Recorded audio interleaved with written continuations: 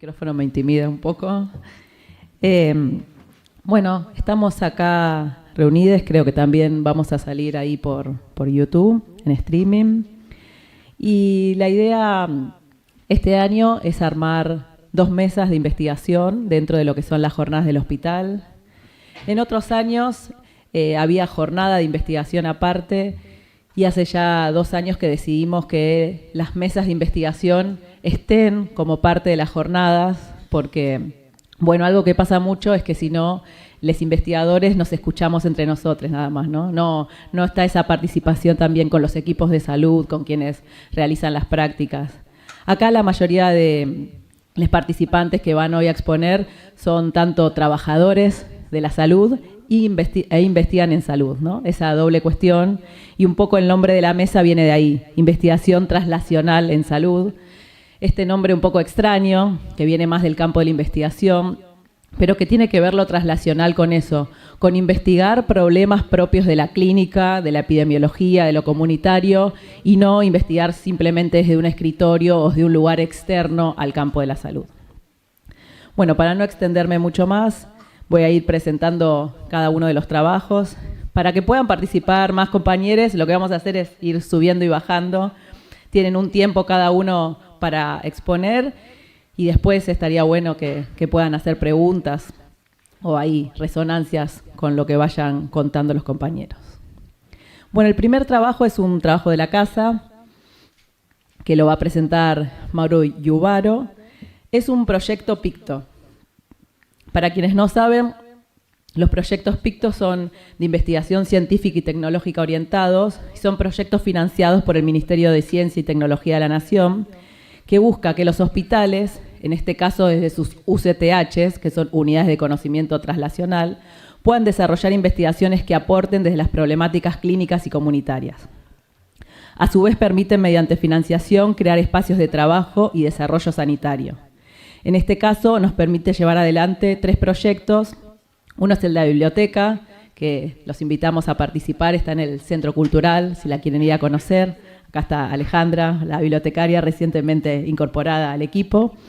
Otro de los proyectos es el repositorio digital, que va a salir próximamente de manera virtual en la página del hospital.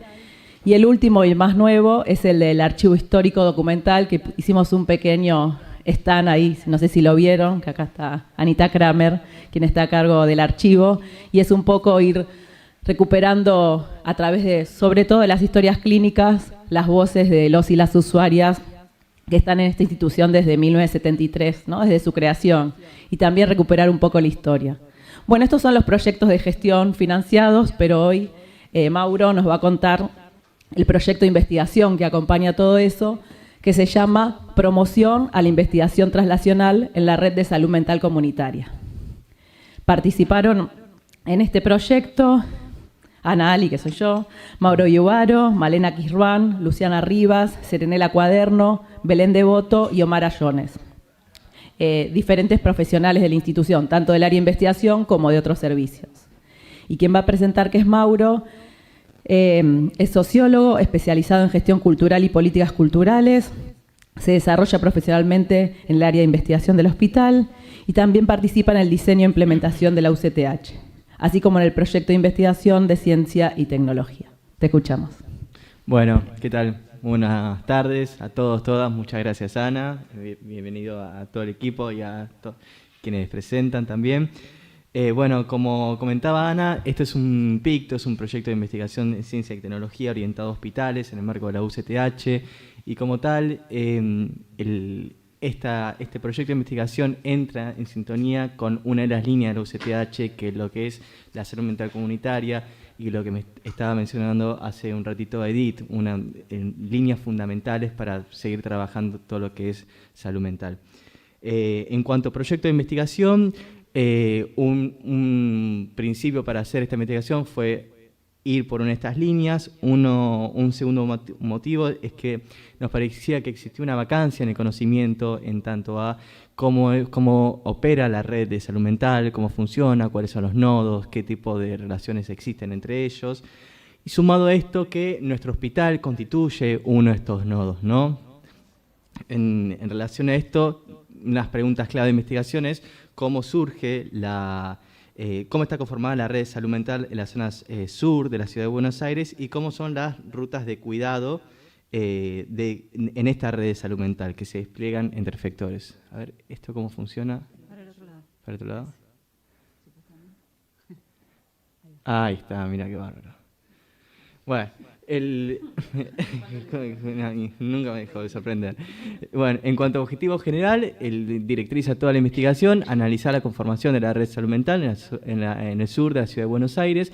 En cuanto a objetivos específicos que hemos podido abordar con todo el equipo, es lo que identificación y el mapeo de grado de densidad de la red de salud mental, así como detectar la variación de la modalidad de las actividades, los objetivos sanitarios, las estrategias de intervención, por qué articulan unos nodos con otros, cuáles son los motivos, cuáles son las actividades que se justifican este tipo de articulaciones, qué grado de compromisos existen. Y un tercer objetivo que pudimos abordar es recuperar y sistematizar las producciones teóricas desarrolladas por los equipos de cada nodo. Esto también forma entra en diálogo con el proyecto de gestión que recién mencionaba Ana, que no es solamente un proyecto de investigación lo que promociona desde el Ministerio de Salud y el Ministerio de Ciencia y Tecnología, sino también llevar a cabo un proyecto de gestión. En este caso, este objetivo específico dialoga con el repositorio digital, que pronto habrá novedades. Para desarrollar nuestra investigación, planteamos una metodología cualitativa. En total desarrollamos 23 entrevistas semiestructuradas. En cuanto a los criterios de inclusión, pensamos a todos aquellos profesionales que componen la red de salud mental en la zona sur de Cava y quienes más han estado en contacto con las cuestiones de apertura, actividades durante la pandemia, cambio en las actividades y quienes se han visto más en esta situación. De estos 23 entrevistas forman parte 19 nodos. Al final del trabajo pudimos sistematizar 281 nodos que forman parte, con quienes articulan los nodos entrevistados, de los cuales 239 son espacios físicos estos espacios físicos únicos y 42 comparten su ubicación geográfica. También el concepto de nodo fue algo que tuvimos que ir trabajando a lo largo de nuestra investigación. Para ello, en lo que fueron las reuniones de equipo también estuvo presente la discusión, bueno, ¿qué es y qué no es un nodo? Para esto entendemos nodo como un servicio de salud o unidad de funcionamiento constituido por elementos individuales que pueden representar dispositivos y o instituciones que colectivamente, según sus relaciones, constituyen una red. La selección de los nodos se basó en que cuente con actividades y proyectos por fuera de los muros del predio hospitalario o efector sanitario y en función de operativizar un poco el análisis, los organizamos de acuerdo a grupos de nodos, según criterios jurídicos, institucionales y administrativos. ¿Qué nodos son, no? Tenemos como varios efectores de salud, algunos monovalentes, otros hospitales generales, algunos son centros, son los ESAC propiamente. Nosotros empezamos haciendo la investigación con uno de los grupos de nodos pertenecientes al Hospital Borda, en lo que es el programa Prealta, ¿no? El programa Prealta surge en el año 1990 en el Servicio de Psicología Social y uno de los objetivos es sostener en el tiempo las externaciones para las personas que se encuentran en condiciones de alta, a partir de un emprendimiento socioproductivo y que puedan como incorporarse de vuelta como en actividades que demanden mayor independencia. Acá vimos, cuando empezamos la investigación, nos parecía que todo un efector de salud es un nodo en sí mismo, pero no. Dentro de un efector de salud existen otros nodos. Y no todos estos nodos que están al interior de un efector de salud articulan necesariamente. Entonces, acá también, después vamos a ver un poco, nos valimos de un marco teórico un poco operacionalizado, que es el de Mario Rovere, al incluir categorías como si hay asociación, cooperación, qué tipo de articulaciones hay, si solamente se conocen o no se conocen. Haber partido de ese marco teórico nos ayudó un poco a organizar cómo pensábamos las articulaciones al interior. Otro de los nodos que entrevistamos forma parte del programa residencial, constituido por el Hospital de Noche y la Casa de Medio Camino, que medio que se proponen como dispositivos intermedios, ¿no? Y otro de ellos es lo que es el servicio de admisión, que también trabajan en la instancia de la internación por parte de los usuarios. Estos tres nodos trabajan más que nada cuestiones ligadas a lo que es la externación. También otro de los grupos de nodos que entrevistamos forman parte del Hospital Moyano, hospital monovalente que asiste mayormente mujeres. De este grupo de nodos seleccionamos Radio Desate, Taller Viva Estampa y Hospital de Día, más que nada porque sabíamos el trabajo en relación al trabajo extramuros que hacen con organizaciones de la cultura, por ejemplo, muchas de ellas, o con otras organizaciones culturales, museísticas.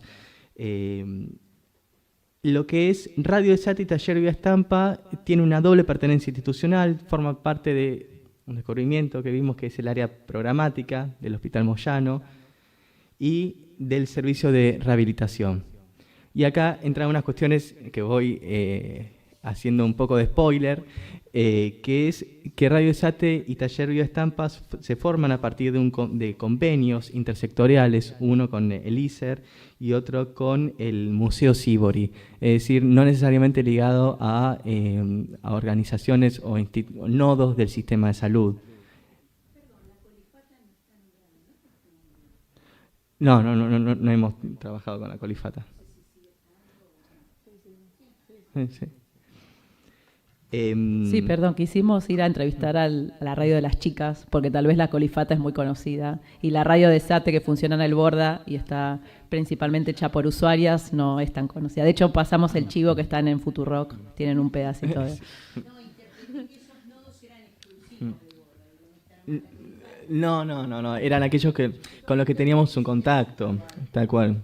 Sí. Bueno, aquellos con los que estuvimos en contacto, y también, cabe la aclaración, al comienzo había otros nodos que habíamos intentado entrevistar, con los que no tuvimos, no se pudo construir un lazo de manera anterior, con una encuesta, habíamos intentado, no hubo caso, entonces fue como, bueno, estos fueron los nodos posibles de ser entrevistados.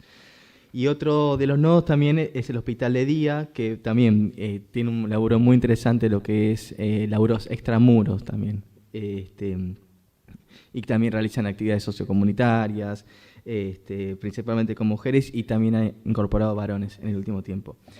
Otro de los grupos de nodos forma parte aquí la institución, el Hospital Laura Bonaparte, precisamente el servicio de abordaje territorial, que está conformado por 2 casas de salud mental comunitaria situadas, uno en el barrio de Zabaleta, en Cava, y otro en Isla Maciel.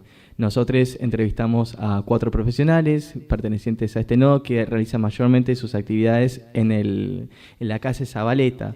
Ellas nos contaban que desarrollan unas jornadas de salud, que se llaman así, que articulan ya sean con operarios referentes de los barrios, y que estas actividades no necesariamente las llevaban a cabo en la casa de Zabaleta, sino en los comedores.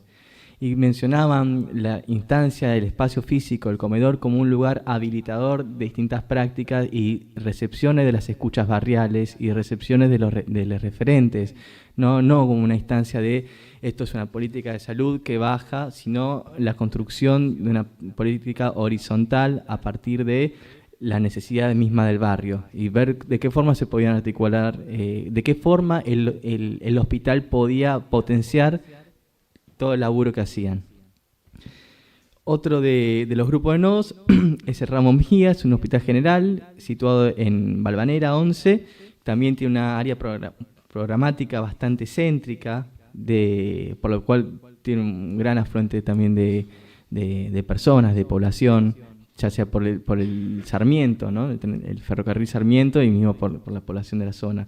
De ahí entrevistamos, dimos con el servicio de salud mental, que se encuentra integrado mayormente por profesionales residentes de psicología y psiquiatría, y que cuenta con dispositivos de consultorios externos, internación por motivo de salud mental en sala de clínica médica e interconsulta. Otro de los nodos del grupo de Ramos Mejía es el centro de salud, que forma parte del mismo predio. Originalmente se había convocado para el armado de un CESAC dentro del territorio del área programática. Por distintos motivos no terminó pasando. Hay más de 50 profesionales en ese centro de salud. Y entonces funciona como un centro de salud en el interior mismo de la institución.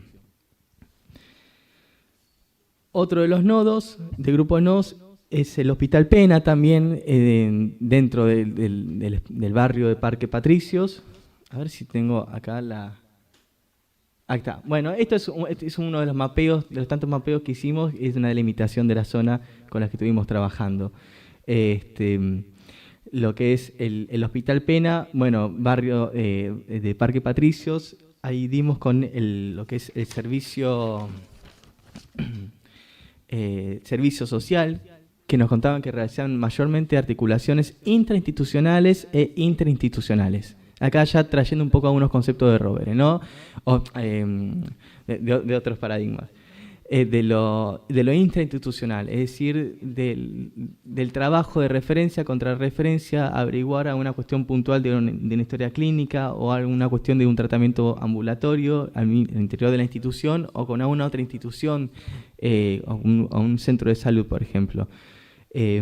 Pero lo que sí mencionaban, y que era una recurrencia en todas las entrevistas que hacíamos, de los dispositivos entrevistados que articulaban con otros servicios de salud, es que se repite la idea de una articulación que no se lleva adelante o como una cuestión muy a pulmón. Hay una cuestión muy fragmentada de la red de salud mental, que es dificultoso el lazo que esté previamente institucionalizado, que esté como facilitado, potenciado, sino que es una cuestión muchas veces del pulmón, del trabajo diario, de los contactos que tal vez algún coordinador o alguien propio del servicio tiene.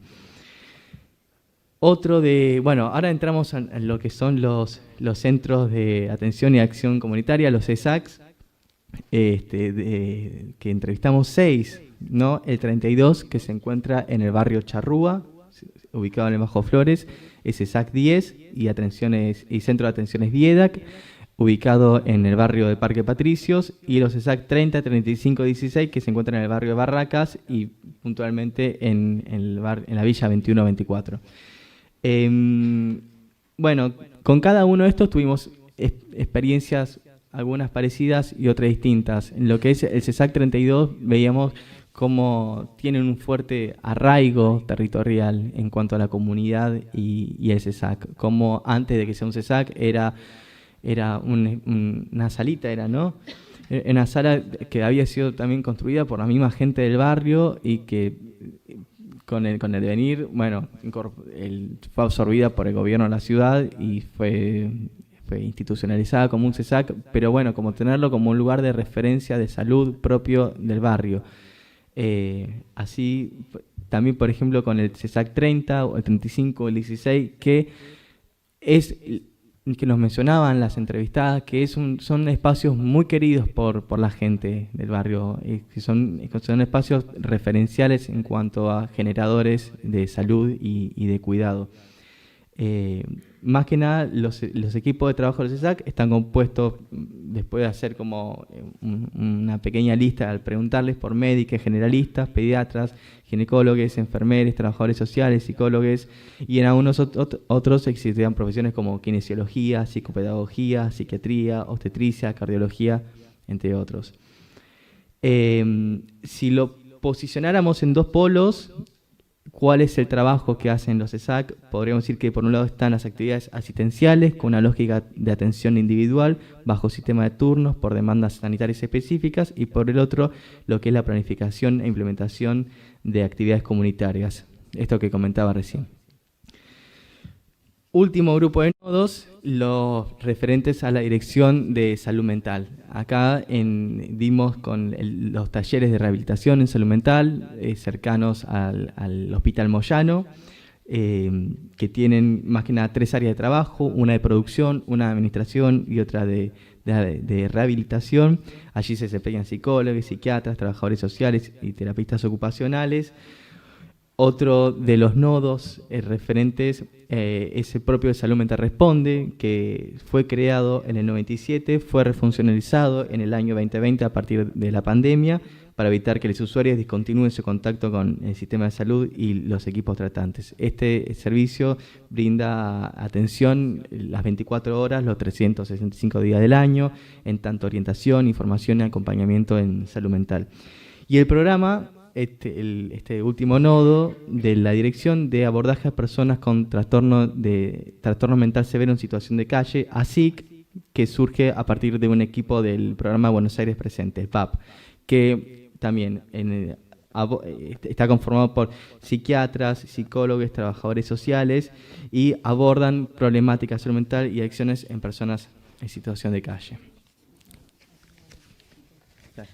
Sí, me parece importante como con esto que traía Mau de nodo, la categoría nodo fue un lugar a donde llegamos y no desde donde partimos. Partimos de la idea de que la red de salud mental comunitaria estaba conformada no solamente por los efectores de salud, sino también por organizaciones comunitarias y por dispositivos intermedios. Queríamos llegar a cómo estaba conformada esa red, ¿no? Partiendo desde los efectores de salud. De hecho, las entrevistas solamente fueron hechas en un principio a profesionales de la salud y recortado específicamente salud mental, ¿no? Elegimos de los ESAC los equipos de salud mental. Pero llegamos a esta categoría de nodos porque nos excedió la idea de un efector de salud o un dispositivo intermedio o una organización comunitaria. No, eso como para plantear una cuestión. Y otra cuestión básica del trabajo de investigación es que nosotros, siendo un hospital nacional, estamos en un territorio que es el territorio de la Ciudad de Buenos Aires, pero esas diferencias administrativas las sabemos nosotros. Los usuarios van por los diferentes servicios, entonces nos parecía fundamental poder ver algo de esto, de cómo era el trayecto de los usuarios, que es la segunda parte de la investigación, cómo era el trayecto de los usuarios por los diferentes lugares, por los diferentes nodos. No dejamos de ver la complejidad de eso porque cuando les decimos Dirección de Salud Mental de la Ciudad de Buenos Aires, ¿no? Digamos, Claro. como sabemos también, no sé si participaron ayer o escucharon el debate de los futuros jefes de gobierno de la Ciudad de Buenos Aires en contra de la ley de salud mental, digamos, sabemos en qué territorio estamos, pero queríamos ir a ver cómo era también la vivencia de los profesionales, queríamos recuperar algo de todo ese laburo que hicieron durante la pandemia. Fundamentalmente la investigación está hecha en pandemia y queríamos ver qué actividades, qué cuestiones habían hecho y cómo habían hecho lazo entre los diferentes lugares, entre los diferentes espacios para seguir sosteniendo a los usuarios, ¿no? Esa es un poco tal vez la intención. Tenemos que pasar ya un poco a las conclusiones. Sí, estamos ahí ya. Bueno, finalmente... Acá, bueno, estas fueron unas categorías de análisis con las que estuvimos trabajando y que dieron dan un poco lugar a entender de qué forma se articulaban, ¿no? Las características del nodo, modelo de abordaje, concepción de salud mental, nivel, los objetivos, la modalidad. Esto, el marco teórico donde planteamos el nivel de construcción de las redes propio de Mario Rovere, aunque trabajamos con los últimos, o sea, los primeros 3 niveles de mayor conocimiento, es decir, la asociación, cooperación y colaboración. Bueno, esto dicho a la pasada, que forma parte de las conclusiones también, nosotros veíamos que en lo que son los dispositivos, los objetivos de articulación de los nodos entrevistados, mayormente con aquellos servicios de salud eran por motivos de referencia y contrarreferencia. Es decir, los nodos que entrevistamos articulaban mayormente con servicios de salud, pero eran por motivos de a una derivación puntual o a un pedido tal vez del itinerario, no itinerario, sino de la historia clínica. Pero era más que nada una cuestión de referencia contra referencia, no mucho más. No había tal vez como en el taller de Bioestampa o Radio de SATE una articulación o un convenio que lo respalde. En cambio veíamos que aquellos nodos que entrevistamos que daban con organizaciones culturales, organizaciones barriales, sean por motivo de diseñar talleres de cuidado, de formación, participación en mesas de salud, promoción de la participación por parte de vecinos en bibliotecas populares, recepción de las demandas por organizaciones barriales, sí era en ese caso mucho más alto el compromiso que asumían con el tiempo. Era un lazo que se podía sostener a lo largo del tiempo. De hecho, en el CESAC 10, uno de los trabajadores que entrevistamos comentaba que durante la pandemia, al contrario, en vez de replegarse, fue a trabajar más con las organizaciones barriales y que solamente a partir de esto podía entender un poco más cómo dar una respuesta del sistema de salud. Bueno, esto uno de los puntos, esto es algo del mapeo que hicimos, 2 puntos neurálgicos, uno forma parte del barrio de Zabaleta, ¿no? Y otro en lo que es la zona más hospitalaria, donde está el Hospital Bonaparte, el Hospital Moyano, el Hospital Borda. Ahí se dan mayormente articulaciones de tipo de menor grado de compromiso, de cooperación, mientras que en el barrio con organizaciones barriales se da mayormente articulaciones a más alto grado de cooperación, asociaciones y en ese estilo.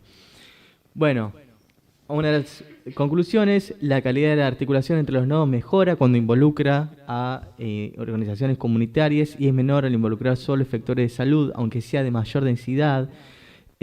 También los dispositivos intermedios que se pueden sostener en el tiempo son aquellos creados a través de convenios intersectoriales.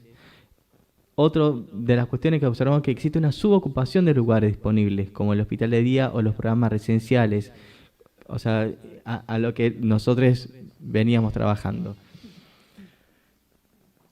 Sí, es muy particular eso, ¿no? Subocupación en salud mental. ¿Qué pasaba? La cuestión es la accesibilidad. ¿Qué condiciones, qué requisitos se le piden a los usuarios y las usuarias para formar parte de esos servicios, ¿no? Como para que lo pensemos. Y ya cerrando, esto, ¿no? La red tiene múltiples dimensiones en cuanto a forma y contenido, articulaciones intersectoriales o interinstitucionales con motivo de referencia hasta gestión conjunta de proyectos. También de que existe un desconocimiento de la modalidad de funcionamiento entre hospitales y centros de salud. Un poco la intención de este picto también que tenga su contraparte es de que el día de mañana entre todos los colegas que conformamos parte de esta red sepamos qué proyecto de investigación ha llevado a cabo, qué se ha escrito.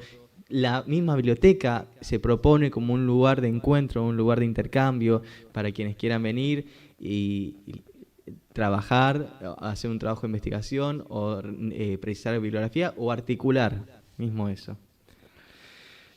Y finalmente, en cuanto a pandemia, se crearon 2 salas internacionales ad hoc en un hospital monovalente para internar pacientes sociales, de hospitales generales, y en un hospital general que no contaba con sala de internación por salud mental, para internar pacientes de salud mental derivados de la guardia.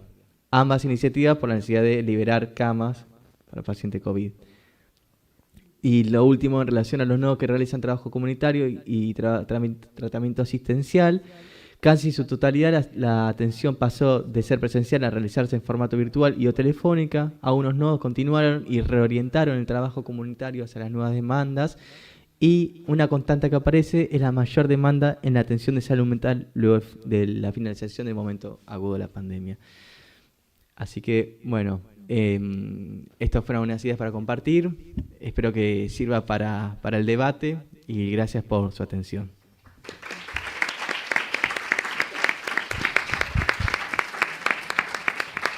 Bueno, muchas gracias, Mauro. Ahora de estas tensiones entre lo nacional y la Ciudad de Buenos Aires, pasamos a la provincia de Buenos Aires. La idea de los diferentes trabajos que fuimos invitando era un poco esto, que puedan ir dialogando diferentes territorios o diferentes espacios. En este caso, los compañeros nos van a presentar un trabajo que formó parte de las becas Julieta Lantieri, que el Ministerio de Salud de la provincia de Buenos Aires lanzó estas becas de investigación en salud pública para las y los investigadores bonaerenses hace 2 años. Financia proyectos en temas priorizados en salud pública como cannabis, agenda digital, comunicación y salud, COVID-19 y discapacidad. Nos van a presentar un trabajo que se llama Cocaína adulterada con opioides en la provincia de Buenos Aires, un análisis epidemiológico para pensar una nueva política de drogas.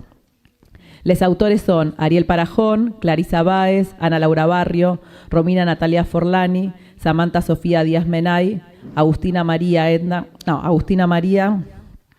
Agostino y Teresa Beatriz Varela. Hoy nos acompañan Ariel Parajón y Ana Laura Barrio. Ariel es licenciado en Ciencias Políticas, con posgrado especializado en políticas de drogas. Está finalizando la maestría en Salud Mental Comunitaria y además es docente de grado en el Seminario Geopolítica de las Drogas, Marcos Normativos y Paradigmas en Debate en Derecho, en la UBA, y coordinador académico de la Diplomatura en Políticas e Intervenciones de Drogas y Derechos Humanos en EFESOC. A nivel laboral, trabaja como asesor en temas de consumos y salud mental en la Subsecretaría de Salud Mental, Consumos Problemáticos y Violencias en el Ámbito de la Salud del Ministerio de Salud de la Provincia de Buenos Aires. Y como militante, integra el colectivo de reflexión sobre los consumos, que forma parte de la Fundación Igualdad. Ana Laura Barrio es magíster en Epidemiología, Gestión y Políticas de Salud de la UNLA, trabaja en la Dirección de Epidemiología de la Provincia de Buenos Aires, es docente de Epidemiología en la Facultad de Ciencias Médicas de La Plata y docente de Metodología de la Investigación en la Residencias en Salud de la Provincia de Buenos Aires. A su vez participa en la misión de salud Irma Carrica. Los escuchamos. Hola, buenas tardes. ¿Cómo están? Buenas tardes para quienes almorzaron. Bueno, el trabajo que vamos a presentar en esta oportunidad es... ¿vos tenés eso? Dale, joya, pásalo si querés. Se llama Cocaína adulterada con opioides en la provincia de Buenos Aires, análisis epidemiológico para pensar una nueva política de salud. Tiene origen en un acontecimiento bastante inédito que tuvo lugar en la provincia de Buenos Aires. Seguramente muchos de ustedes ya han tenido conocimiento de lo que pasó y también algunos habrán recibido personas, que atravesaron esta problemática y que tienen la particularidad de ser una investigación-acción también, porque es una investigación de un brote que nosotros lo denominamos como un brote, que es esta situación inédita, y dio origen también a una publicación en la Revista de Argentina de Salud Pública, y hoy les vamos a contar un poco de qué se trató. En él trabajaron otros compañeros, somos todos trabajadores del Ministerio de Salud de la Provincia de Buenos Aires, de distintas áreas, ¿sí?, que tuvimos alguna participación de alguna manera en lo que fue ese acontecimiento a partir del trabajo. Las primeras personas que presentaron cuadros de intoxicación por consumo de cocaína adulterada, presuntamente adulterada en ese momento, en la provincia de Buenos Aires se detectaron el día 2 de febrero del año 2022, por la madrugada. Al recibir la información, sucedió algo particular. Por un lado, estaban recibiendo información desde la Dirección Provincial de Hospitales por la atención que estaba generando, por la necesidad de derivaciones, porque había algunas guardias que estaban de establecimientos de salud de la provincia de Buenos Aires que estaban colapsando. Y durante la madrugada, después, por otro lado, en la Dirección de Vigilancia Epidemiológica, nosotros nos enteramos o nos llega una noticia de los medios, porque había trascendido y había llegado a los medios, y entonces ahí, en ese momento, cuando llega a epidemiología, que toma como un rol de articulador de las distintas áreas que estaban participando, de salud mental, del Centro Provincial de Toxicología, de la Dirección Provincial de Hospitales, que estaba en contacto con los equipos de atención, con área de comunicación también. Tiene un poco el rol de articulador entre todas esas, en unir todas esas, circular la información y poder articular para ver qué era lo que estaba pasando, porque era una información bastante caótica que llegaba de distintos lugares. Entonces, algo que fue clave fue poner en contacto los equipos de atención de las guardias donde estaban recibiendo a las personas con las personas del CEPROTOX para poder arribar a alguna hipótesis diagnóstica de lo que estaba sucediendo, porque lo que pasaba era que estaban llegando personas con cuadros graves de intoxicación, pero no se sabía, cuál era el origen. Se definió como un problema de un evento de importancia para la salud pública por varias razones. Por un lado, por la elevada cantidad de personas reportadas en las primeras 24 horas. También por la identificación de personas fallecidas y por la hipótesis de que había una fuente común, que era el uso de cocaína adulterada por opioides como causa común. El siguiente. Entonces, los objetivos de este trabajo, puntualmente, es poder describir ese brote de intoxicación por cocaína adulterada en la provincia de Buenos Aires, ocurrido durante febrero del año 2022, caracterizar clínica y epidemiológicamente la población que fue afectada, analizar los resultados de los análisis del laboratorio que se obtuvieron, de las muestras que se pudieron recuperar, problematizar el potencial epidémico de ese brote en particular que puede suceder, digamos, que puede originar nuevos brotes de aquí en adelante, y visibilizar también la instalación de los opioides dentro del mercado en la provincia de Buenos Aires y en nuestro país, y también poner en discusión la actual política de drogas y las modalidades de abordaje de los tratamientos por consumo de sustancias psicoactivas. Muy pretencioso. En cuanto a la metodología, se trata de un estudio descriptivo transversal, cuantitativo.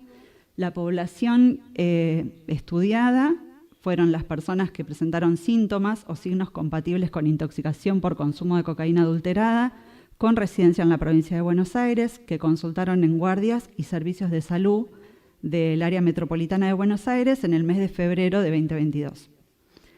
Las fuentes de información que se usaron son las oficiales. Digamos, sabemos que hubo mucha información que se obtuvo por fuentes no oficiales, pero nosotros lo que vamos a mostrar de resultados tienen que ver con lo que fue registrado tanto en el Sistema Nacional de Vigilancia de la Salud, que digamos, es el sitio oficial a donde se notifican los eventos de notificación obligatoria, como se notificaba COVID, nos acordamos de eso. Bueno, eso fue una adaptación también que tuvo el sistema porque era un evento inusitado que no estaba previsto, entonces ad hoc, digamos, en ese mismo día se creó un evento de notificación asociado a esta situación y ahí se solicitó a los equipos de salud, a los establecimientos y demás que comuniquen toda la información que tenían ahí para poder tener un registro oficial. Y también se usó el sistema de gestión de camas de la provincia de Buenos Aires, que es un sistema donde se registran las internaciones de los establecimientos, que también se implementó durante la pandemia para garantizar las derivaciones y demás durante la pandemia, pero es un sistema que actualmente lo usamos para analizar otra información. En cuanto a consideraciones éticas, se resguarda la confidencialidad de los datos personales, por supuesto, atendiendo a las normativas vigentes de protección de datos. Bueno, en cuanto a los resultados, desde fuentes no oficiales sabemos que hubo, o al menos nos llegó información de que hubo 253 personas afectadas. De ellas, 124 fueron informadas a los canales oficiales, al Sistema Nacional de Vigilancia. En cuanto a, digamos, todas las personas los resultados que ustedes ven ahí, como les contaba, son de los datos oficiales, ¿sí? Posiblemente haya, digamos, otras personas que no estén representadas en esos resultados y que también fueron afectadas. Entonces, estas 124 personas tenían domicilio, digamos, son en la provincia de Buenos Aires. Los municipios que mayormente fueron afectados fueron el municipio de Hurlingham con 41 personas afectadas, de la región sanitaria 7, General San Martín con 29 personas afectadas de la región sanitaria quinta y, bueno, en menor medida otros municipios, tanto de la región sanitaria séptima, quinta, sexta, 11 y 12, todos digamos, del área metropolitana de la provincia de Buenos Aires, del conurbano.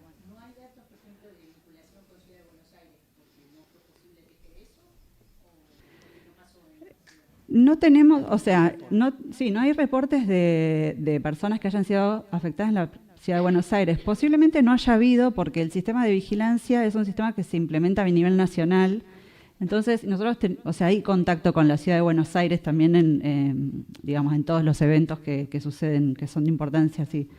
Y no han reportado. La Ciudad de Buenos Aires tiene, digamos, buenos reportes en general de los...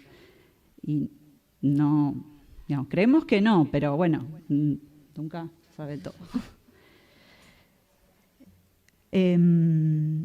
Las personas, bueno, dentro de estas 124 personas, las edades de las personas afectadas estuvo entre los 18 y los 57 años, y el grupo de adultos jóvenes fue el más afectado. Y no hubo reporte de casos menores de personas que tengan menos de 18 años. El inicio de síntomas fue inmediatamente después del consumo de la sustancia. Entre los síntomas que se presentaron, se registraron depresión del sensorio en un 41% de los casos, dificultad respiratoria en el 23% de los casos, miosis en el 12%, bradipnea, excitación psicomotriz, convulsiones y shock en menores porcentajes. Hubo 19 personas fallecidas. 73% de esas personas fallecidas fueron notificadas como de sexo legal masculino. Tenían entre 21 y 57 años, y 8 de esas personas fallecieron, no llegaron a los establecimientos de salud, fallecieron en la vía pública o en sus domicilios. Y en cuanto a los hallazgos del laboratorio, digamos, las muestras que se obtuvieron fueron procesadas por el Ministerio de Seguridad. Nosotros del Ministerio de Salud no fueron, digamos, recuperadas muestras y procesadas, además porque se requiere una tecnología que actualmente la tienen, digamos, laboratorio que fueron, sí, interviene el Ministerio de Seguridad y ellos nos brindaron la información una vez que se tuvieron los resultados, que fue posterior, ¿no? Por supuesto, todo esto pasó en un día, en unas horas, les diría yo, que fue que se llegó a consolidar un poco la información de qué estaba pasando, arribar a la hipótesis diagnóstica y poder sacar, digamos, recomendaciones principalmente para los equipos de salud que estaban recibiendo a esas personas para poder evitar, digamos, frenar el impacto de esa situación. Y los hallazgos de laboratorio que vinieron después, lo que, digamos, se encontró era que era cocaína adulterada, lo que se había consumido, que contenía carfentanilo, que es un opioide. Bueno, ¿qué tal? Buenas tardes. Paso ahí está. Bueno, recuperando un poco lo que decía Ana, como fue un evento totalmente novedoso en materia de salud, por la cantidad de personas que nos reportaban, recordemos que las personas venían y decían tomé cocaína. Y no sabíamos exactamente qué era lo que estaba ocurriendo, porque eran síntomas que excedían al cuadro normal de uso de clorhidrato de cocaína. La información que cuenta Ana, que nos reporta el Ministerio de Seguridad a partir del estudio de cromatógrafo, es que era un opioide sintético que era carfentanilo. Entonces, a partir de ahí, recuerdan, me imagino que recordarán la imagen de Bernie diciendo: los que compraron cocaína en las últimas 24 horas tienen que descartarla. Están todos haciendo así, sí. ¿Se acuerdan de eso?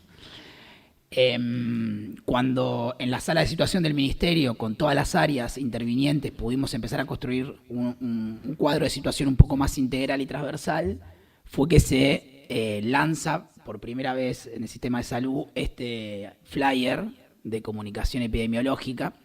Voy a hacer una nota al pie, después vamos a contar algunos avances en esto. Pero fue bastante llamativo, ¿no? Inclusive muchos medios de comunicación salieron a pegarle al ministerio por estar comunicando de esta manera, ¿no? O sea, naturalizando que las personas usan sustancias, como efectivamente ocurre, y además, obviamente, un flyer y un material de circulación también hacia el interior del sistema de salud, no solamente hacia la comunidad, porque también entendíamos y entendemos que hay una dificultad con el abordaje de los consumos en el sistema de salud, para que los propios trabajadores del sistema de salud, los médicos, las médicas, los profesionales de salud, no estigmaticen, ¿sí? no limiten el acceso al sistema de salud de las personas, y para eso se realizó esta herramienta que facilitó que mucha más gente pueda reportar información, que mucha gente pueda atender. Datos de color, por ejemplo, hubo gente que consumió cocaína con carfentanilo se la atendió en el sistema de salud, porque a partir de que nosotros se descubre que es carfentanilo, por los síntomas y a su vez por el informe del Ministerio de Seguridad, se entiende que hay que otorgarle naloxona, que es una sustancia, es una medicación que hay que otorgarle a las personas que consumen opioides, que circula bastante en el norte, en Europa y en Estados Unidos, en Canadá, que hay una crisis bastante grande de opioides, seguramente estarán viendo las redes, eso de la droga zombie y demás. Bueno, era muy llamativo que en Argentina esté circulando esa sustancia porque nosotros tenemos otros patrones de consumo, tenemos otras prácticas de consumo. Se pudo entender que era carfentanilo y cómo había que actuar, porque había que inyectarle naloxona para cortar el efecto de ese opioide. Previo al resultado del laboratorio. Eso fue previo. Fue una hipótesis que... Exacto, sí. ¿Querés aclararlo? No, una aclaración que eso, digamos, el antídoto, o sea, las recomendaciones a los equipos de salud sale en el mismo día que sucede todo esto. Fue nosotros, o sea, a las 12 del mediodía se empieza a articular como todo 2 de eso. febrero, ¿no? A las 5 de la tarde más o menos sale la alerta a los equipos de salud para todas las guardias de los hospitales de la provincia. Y a ese momento, no, o sea, lo que se había logrado era poder, a partir de la comunicación de los equipos de salud, de decir, contar qué estaba pasando, qué síntomas tenían las personas, qué antecedentes decían, que habían consumido cocaína y demás, y la gente del CEPROTOX, que, digamos, tiene un conocimiento específico también sobre qué presentaciones, generó la hipótesis de que podía tratarse de un opioide. Y y aparte porque en algunos casos habían ensayado tratamientos, algunos con más éxito, otros con menos. Entonces, toda esa información que el CEPROTOX analiza y con la experiencia también que tienen, ellos llegan a la hipótesis de que se trataba de que había en juego un opioide. El resultado del laboratorio llega días después, pero ya con esa información, con esa hipótesis diagnóstica, ya se salvaron un montón de vidas y aparte porque se hizo que la naloxona esté en las guardias de los hospitales donde se esperaba que puedan llegar personas.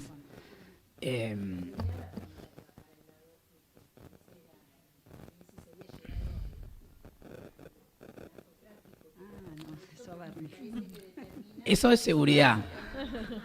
No, igual podemos dar cuenta de eso, o sea, se hicieron allanamientos.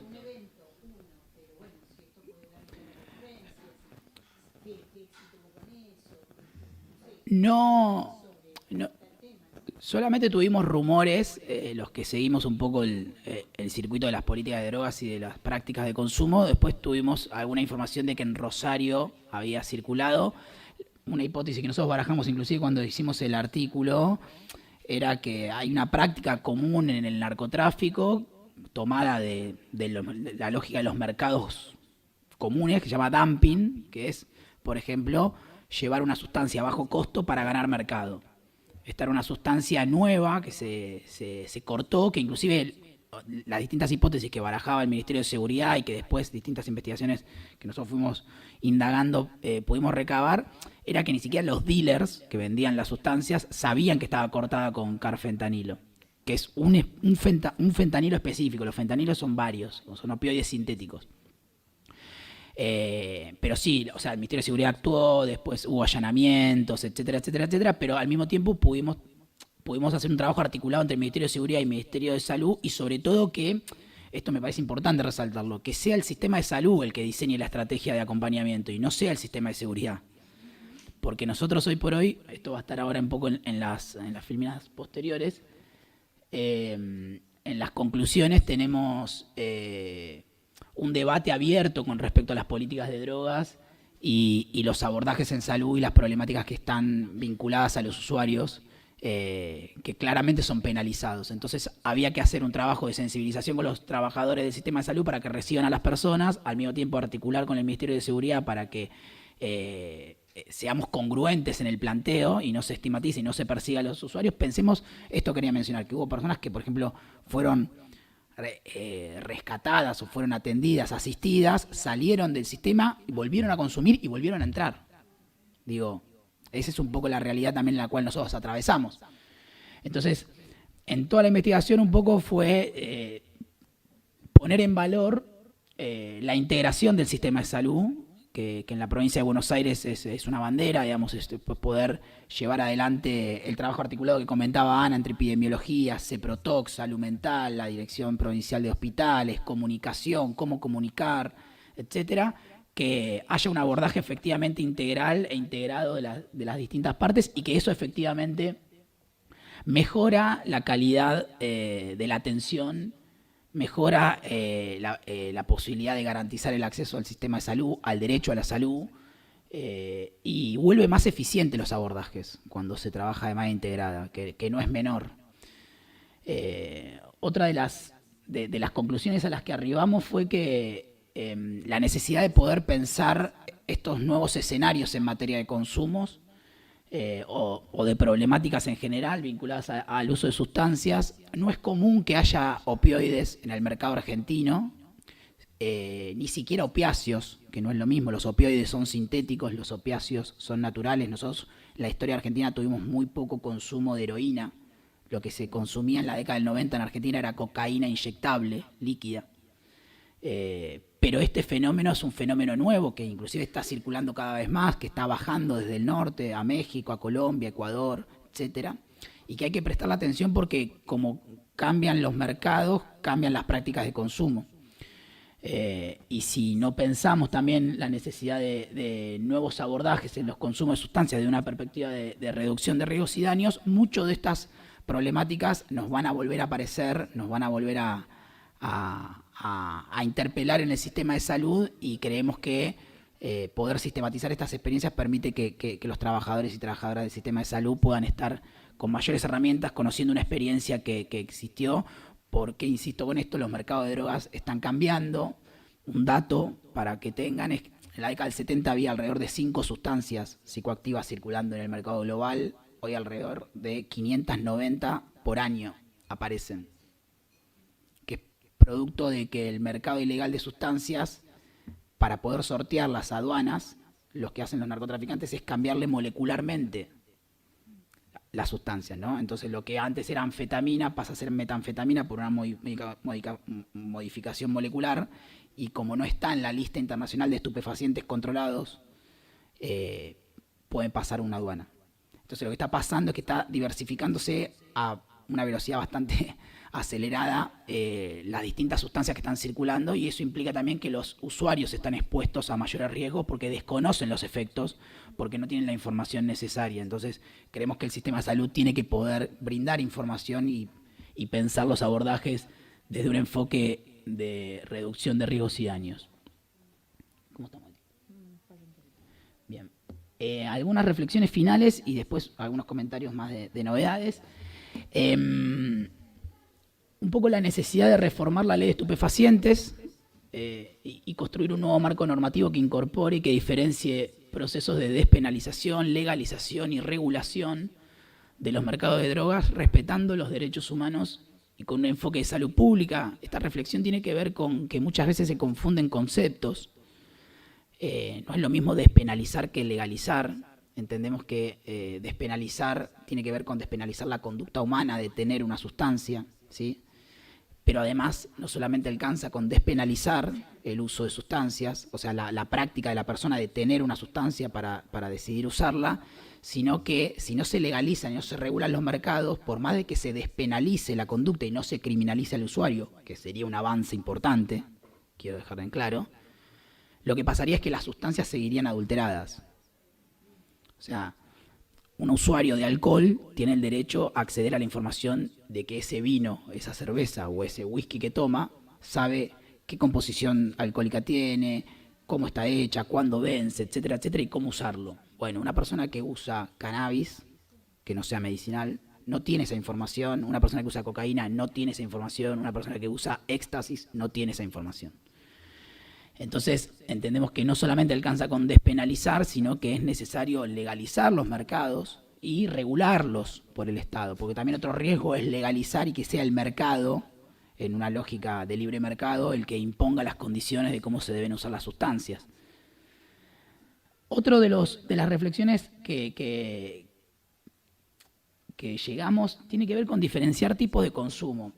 En las entrevistas que recabamos en el trabajo, de por qué las personas habían consumido cocaína o en qué contexto lo habían consumido. Por ejemplo, uno había dicho, nos juntamos a ver el partido y consumí cocaína, ¿no? Otros referían capaz que un consumo problemático, una dependencia. Pero entendíamos nosotros que hay distintas prácticas de consumo y el trabajo nos permitió como despejar un poco y entender que no todo consumo tiene que ser interpretado de la misma manera, ¿no? Entonces, ahí nosotros arrojamos una tipología o una diferenciación esquemática. Pueden haber otras, de hecho hay otras en el mundo conceptual de las políticas de drogas, pero entendíamos que las experimentales, las regulares, las ocasionales y las dependientes abarcaban bastante el arco de las distintas prácticas de consumos que hay en Argentina y que hay en la provincia de Buenos Aires.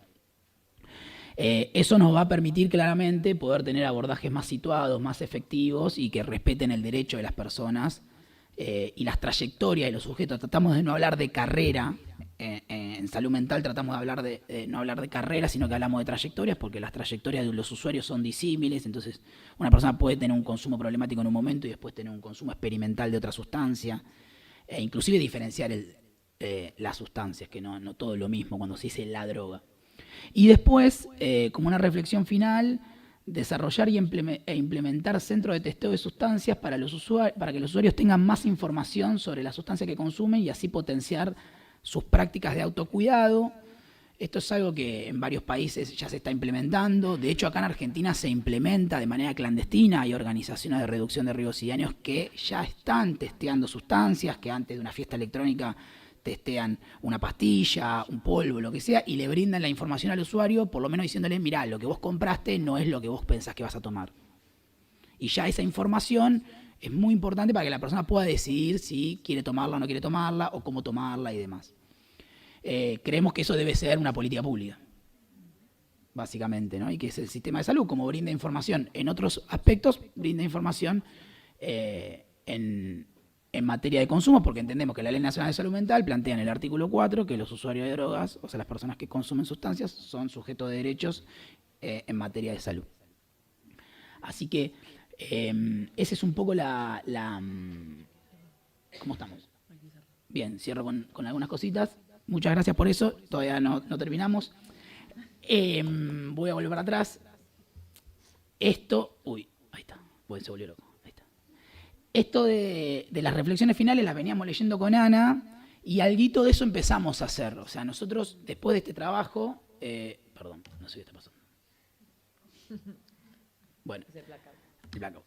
Después de esa... me resulta un poco perturbador verme ahí. Ok.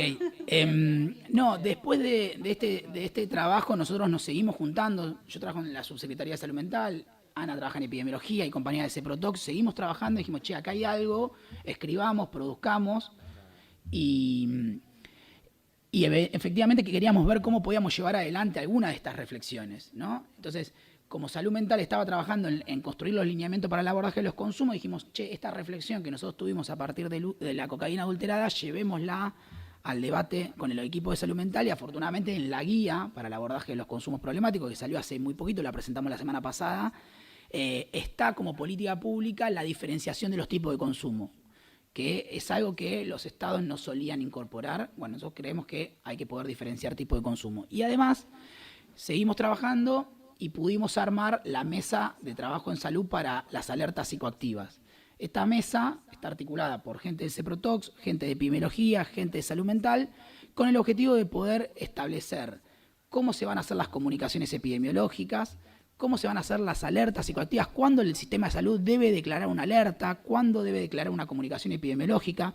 Nos pasó también que después de la cocaína adulterada nos apareció una circulación, una información comunitaria de ese saber popular que hacen las organizaciones de reducción de riesgos y daños, que estaba circulando una pastilla de éxtasis que se llama eSport Celeste y Blanca, que estaba adulterada y que había fallecido en Uruguay una persona. Entonces nosotros nos juntamos y empezamos a poder generar algún tipo de comunicación. Eso generó que hoy por hoy pueda tener la provincia de Buenos Aires, salió el otro día la resolución, una mesa de alertas psicoactivas para poder empezar a generar información y empezar a sistematizar esa información que puede llegar a través de los efectores de salud, una guardia o a un hospital de un usuario, o que tal vez nos pueda proveer la información las propias organizaciones que están testeando en territorio y que nos están diciendo, che, presten atención que está circulando esta sustancia, está circulando esto está cortado con esto y demás.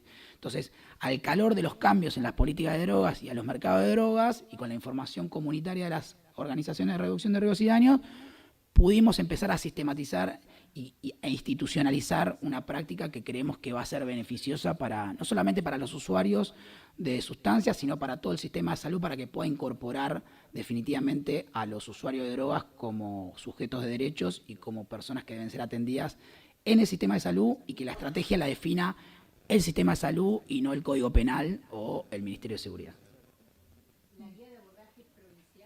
La guía de abordaje es provincial, es la guía de abordaje para... Está acá, no trajimos copias, está digital, pero la pueden bajar de la página del Ministerio, en la parte de salud mental, pueden descargar la guía y prontamente va a estar la comunicación en el boletín oficial de la Mesa de Trabajo en Salud para las alertas psicoactivas. Bueno, muchas gracias.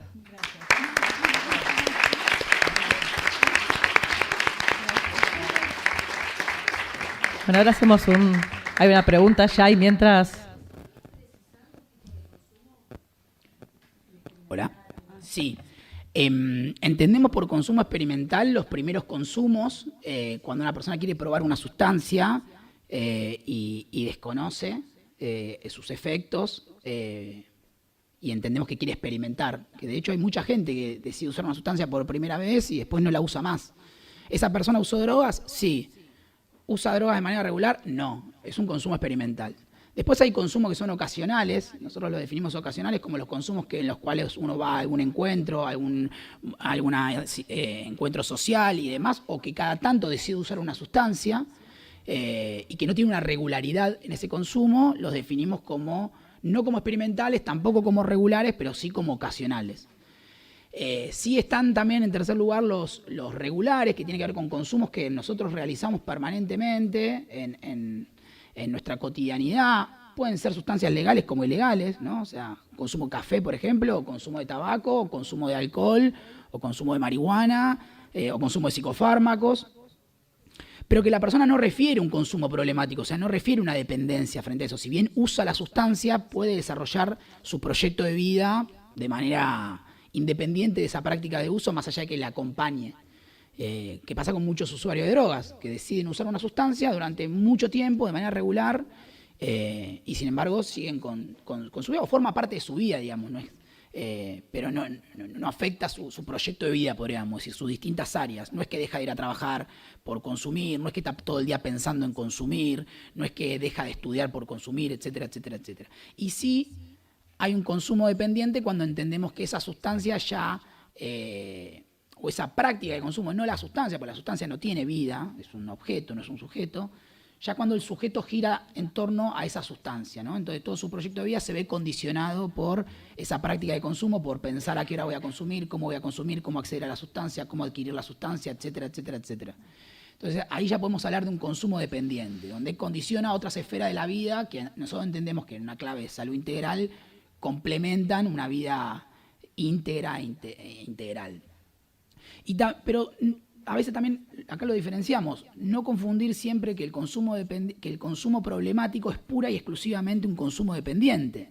Nosotros ahí aclaramos, por ejemplo, que tenemos muchos casos de lo que se denomina SEA, consumo episódico excesivo de alcohol, en jóvenes, los fines de semana, y esa persona no es un adicto, un mal llamado adicto, un dependiente del alcohol, pero tiene un consumo problemático. Una persona que va a cenar con su familia, se toma una botella de vino, se sube a un auto, no tiene registro de que se consumió una botella de vino, no tiene reflejos y comete un accidente de tránsito. No es un consumo dependiente, pero deberíamos problematizar esa práctica de consumo donde el riesgo aumenta. Nosotros tratamos de no hablar de peligro, hablar de riesgo, y entendemos que esos riesgos muchas veces se aumentan. Bueno, el consumo problemático es más que el consumo dependiente, ¿sí? Y de hecho... Te tengo que cortar, Ari. Perdón. Porque se pone a dar la clase muy interesante, pero nos quedan 2 grupos. Ya está comprometido para una clase, ¿no? Me la risa. Perdón, pero tenemos que hacer un recambio de la mesa. Sí. Igual, mira, Beatriz te quiere preguntar, acá la directora del hospital. Hola, ¿qué Lo tal? he hecho y le siembra. Es un rockstar, es un rockstar. Pensaron los centros de testeo de sustancias, porque una cosa es pensarlo en las mega fiestas y otra es pensarlos en los territorios. Está buenísima la pregunta. Nosotros todavía no pensamos los centros de testeos. Ah, ok. Los testeos ya existen y lo realizan las organizaciones de reducción de riesgos y daños. Nosotros creemos que tenemos que tender hacia eso, de que el sistema de salud pueda crear centros de testeos, inclusive articulándolo, lo tenemos proyectado, que puedan articular con las propias universidades, hay laboratorios y demás, que en el momento del testeo también se pueden acceder a mucha más información para los usuarios y a su vez se los integra al sistema. Todavía es un norte, todavía no. Estamos apuntando hacia eso, pero... Una posibilidad es como el modo de ventanas epidemiológicas, le llamamos nosotros, que son momentos que se ofrece a las personas a acercar la sustancia que tengan. Por supuesto, eso hay que trabajarlo también en implicancias, o sea, dentro del marco legal que hay actualmente, qué implicancias tiene, y también entendemos que ese marco legal es un impedimento a que muchas personas puedan acceder al sistema de salud, pues seguramente muchas personas no llegan a consultar porque por temor a hacer, digamos, a lo que les pueda pasar penalmente. Entonces, pero bueno, también eso es como una formas que estuvimos pensando, posibilidades, y también preguntando a otros equipos en otros países que ya por ahí vienen trabajando la temática y demás para... Sí, una cosita más y cierro.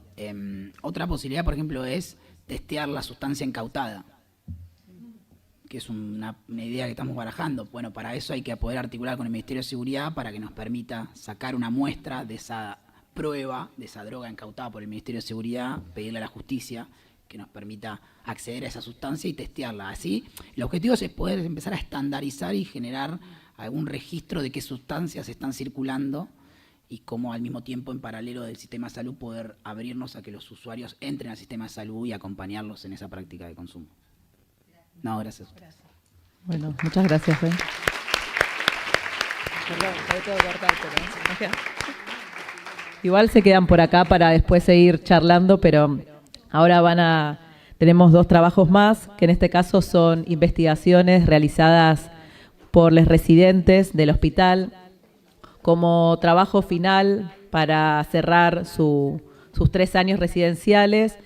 Una de las cosas que se propone la RISAM del Hospital Laura Bonaparte, y entiendo que cada vez más RISAM a lo largo y ancho del país que se fueron creando, es un proyecto de investigación que pueda como acompañar esas preguntas clínicas que tal vez en los inicios arrancan como de una manera más intuitiva, que en segundo año tienen un curso de metodología y en tercer año arman el proyecto de investigación y lo llevan adelante.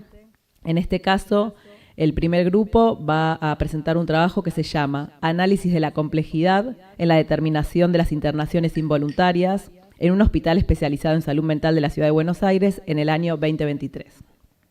Los autores son María Soláquila, Santiago Chuang, Rocío Rimoldi y Julieta Garay Pauli. María Soláquila es licenciada en terapia ocupacional y recientemente terminaron la RISAM. Rocío Rimoldi es médica, ya psiquiatra, actualmente jefa de residentes.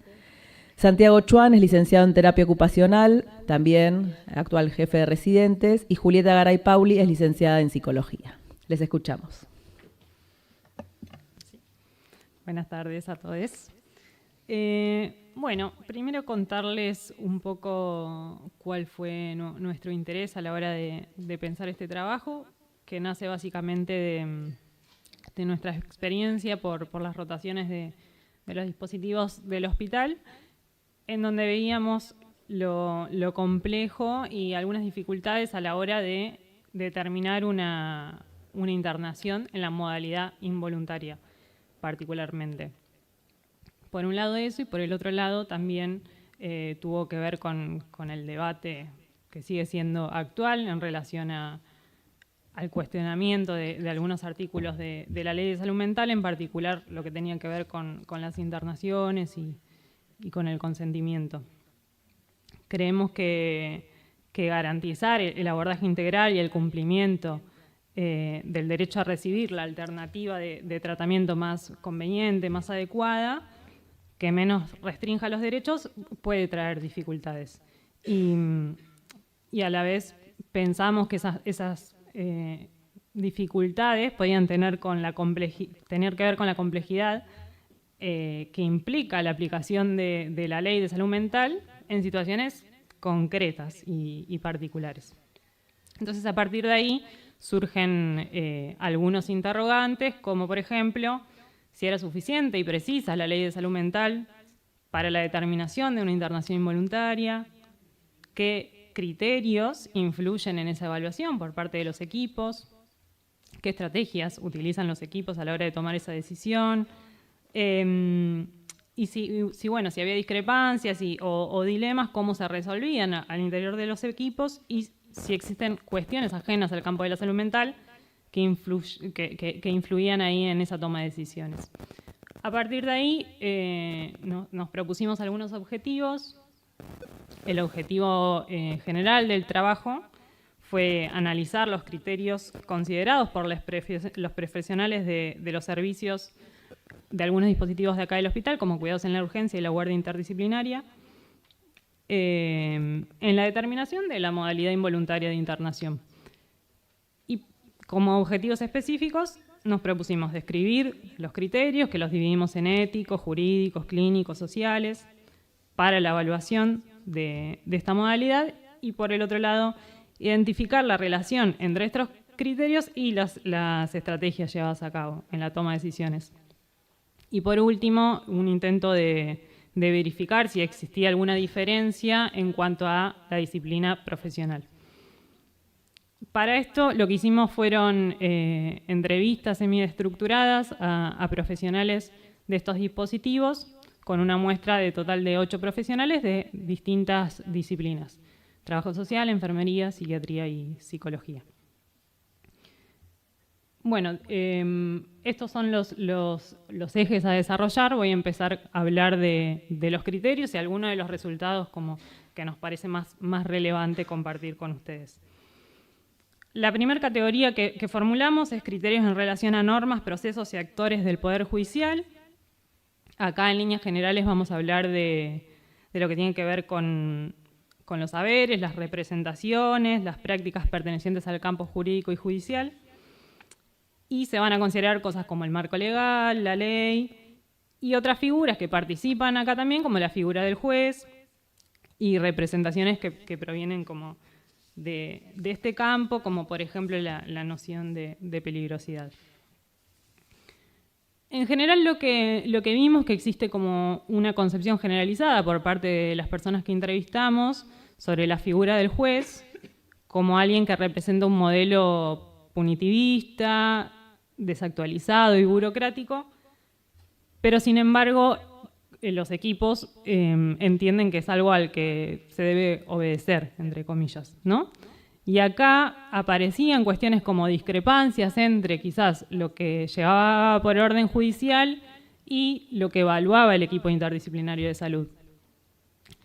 Y acá fue interesante ver cómo, bueno, ante ese pedido igual había que responder, sin embargo, las estrategias que formulaban los equipos interdisciplinarios para igualmente hacer cumplir la ley de salud mental y actuar en pos de asegurar los derechos de los usuarios. Y otras de las cosas que nos parece como hallazgo poner en valor es que ante la pregunta de la ley de salud mental, de qué pasa con esa aplicación, todos están como de acuerdo en su formulación y en la letra de la ley. Sin embargo, notan como dificultad en la implementación o en la plena implementación la insuficiencia de dispositivos intermedios y de recursos comunitarios alternativos a las internaciones intrahospitalarias. En ese sentido, se destaca la importancia de contemplar los criterios jurídicos más allá de la teoría o el texto de la reglamentación y situarlos en la práctica concreta del día a día, ¿no? En este caso, considerar un hospital nacional que funciona dentro de la Ciudad de Buenos Aires con sus recursos y sus obstáculos concretos al interior de la institución y también para la articulación intersectorial. Bueno, por otro lado, la siguiente categoría son los criterios éticos políticos. Acá consideramos los criterios que nacen como de la posición ética política de los profesionales respecto a la noción propia de sujeto de derechos. Y acá destacamos como hallazgo la idea generalizada de la construcción de la vida que se desea vivir, el ejercicio de la decisión y de las libertades, y acá se pone en juego una mirada integral de las personas atendiendo sus derechos en relación a la salud, a la expresión, a la identidad. Esas fueron cosas que aparecieron. Sin embargo, también en nuestro contexto, en estas tensiones que vamos mencionando, existen resabios todavía de un antiguo paradigma tutelar que convive con el actual paradigma de derechos. Entonces, en este sentido, nos parecía también importante trabajar sobre la noción de riesgo potencial y qué entendían los equipos interdisciplinarios que pasaba con esto. Y acá aparece que están de acuerdo en general con la vigencia de esta noción. Sin embargo, como que aparecen diversos modos de comprender e intervenir sobre esto. Por un lado, existe la idea de riesgo potencial como recurso que permite anticipar estrategias de cuidado, entre comillas. Traigo entrevista textual. Dice, estaría, en caso, ¿no? Estaría para estar voluntario, pero si lo voluntarizamos se va a ir. Entonces, lo que podría ser un abuso en esta situación también se transforma en una estrategia de cuidado. Y por el otro lado también aparece esta noción de riesgo potencial asociada al temor y a la preocupación por parte de las familias y es una lógica más paternalista, ¿no? Como el pedido de parte de los familiares. Por último, mencionar en esta categoría, aparecen como dilemas en lo referido al poder otorgado por los equipos interdisciplinarios en relación a decidir sobre la vida o la muerte de las personas. Surgió como noción el derecho al riesgo, hablando de esto como la ausencia de deseo de vivir o la posibilidad de decidir sobre la propia vida y la propia muerte como nociones que quedan por fuera de nuestro marco legal. Traigo textual: la vida todavía le pertenece a la sociedad y no a la persona, porque no existe la eutanasia, el suicidio no es legal. Hay veces que una persona viene después de años de terapia, de tratamientos, de internaciones, y la idea persiste porque definitivamente no hay un deseo de vivir esa persona. ¿Por qué nosotros tenemos que obligarlo?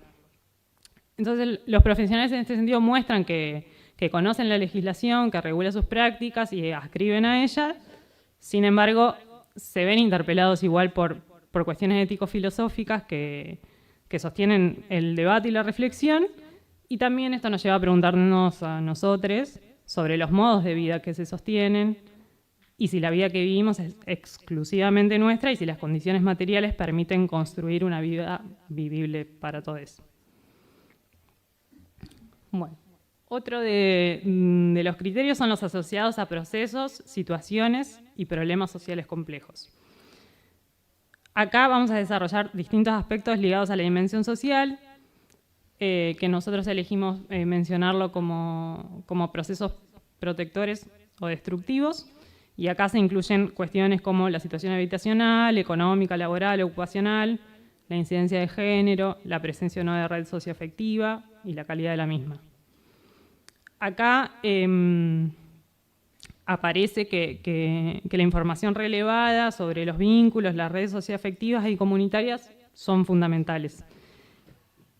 Tanto en instancias previas a una internación, acá aparecen como insumo en la evaluación del riesgo, eso, como la presencia de red socioafectiva cambia esa evaluación a la hora de determinar una internación. Tanto así como para también pensar una externación, ¿no? Como para pensar la continuidad de cuidados. En el sostenimiento de pensar una estrategia ambulatoria, luego una internación. Bien. Y por último, voy a mencionar algo de los criterios clínicos, que acá evaluamos distintos aspectos como el padecimiento subjetivo, el diagnóstico clínico, psicopatológico, situacional, el cuadro clínico, la relevancia de los antecedentes clínicos en la toma de decisiones, la capacidad de consentir. Y bueno, para mencionar algunos, aparece el diagnóstico considerado como uno de los componentes de los criterios clínicos. Sin embargo, hay posiciones diversas en cuanto a la injerencia del diagnóstico. Por un lado, algunos profesionales lo consideran como importante y determinante en la evaluación del riesgo cierto e inminente, y para algunos no tiene ninguna injerencia. Por el otro lado, nos parece relevante mencionar algo de la concepción de padecimiento de salud mental. Hay cierto grado de acuerdo, que es un concepto que está atravesado por lo social. Como aparece la idea de que para que el padecimiento en salud mental exista, tiene que haber un otro que lo registre como tal, que lo escuche. Y por último, un aspecto novedoso es lo que nosotros llamamos uso estratégico del discurso por parte de los usuarios y o familiares, identificado por los profesionales. Acá se describe como una exageración o maximación del riesgo en caso de querer obtener, de que la demanda sea una internación y que se pueda llevar a cabo, y lo contrario en caso de querer evitarla, ¿no? Y hay algo de los usuarios de querer apropiarse de esa estrategia, convirtiéndola como en autoatención a partir del uso estratégico del discurso. Acá me parece relevante hacer como una salvedad en que, bueno, en la sociedad está como muy instalada la idea de la internación como destino para los problemas de salud mental graves. Entonces, en los medios también se transmite así. Entonces, no nos parece extraño que surja el reclamo, la exigencia de acceder a internaciones, aunque el criterio de riesgo no se encuentre presente en la evaluación del equipo. Bien, bueno, ahora seguimos con los ejes. Este eje le pusimos estrategias terapéuticas en las internaciones involuntarias. Estrategias terapéuticas es un concepto que tomamos de Natella, pensado como esto, como la construcción de un plan de intervenciones reconociendo la comprensión de un diagnóstico situacional. Son estrategias que se van a dar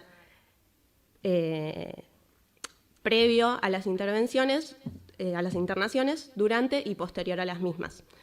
Y acá destacamos cómo la internación involuntaria es entendida como una estrategia terapéutica, siempre implementada como en última instancia y habiendo agotado otras estrategias posibles antes. Pensando en el cuidado de la persona, de la vida de esa persona, ante una situación de riesgo cierto e inminente.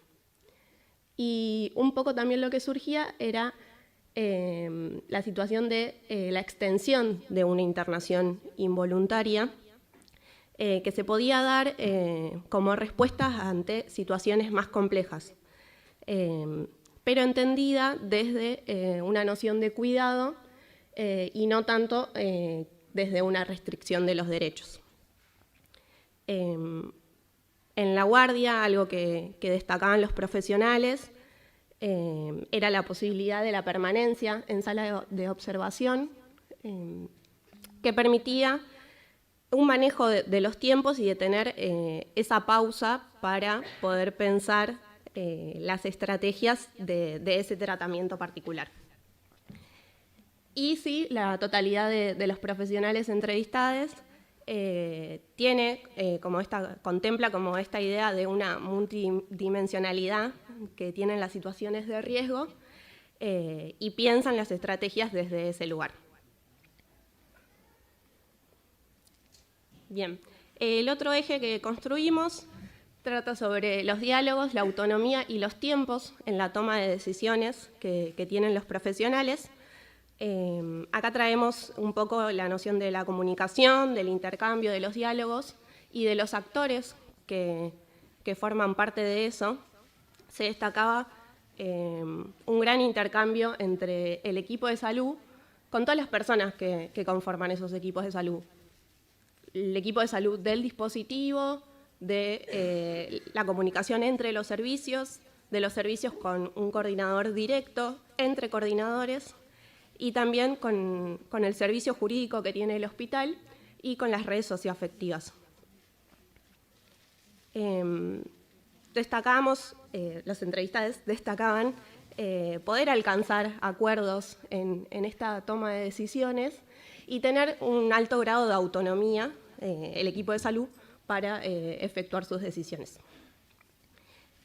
Acá vuelve a aparecer algo de los tiempos en relación a la toma de decisiones y de realmente tener como ese momento de pausa, de diálogo, para llevar a cabo estos intercambios.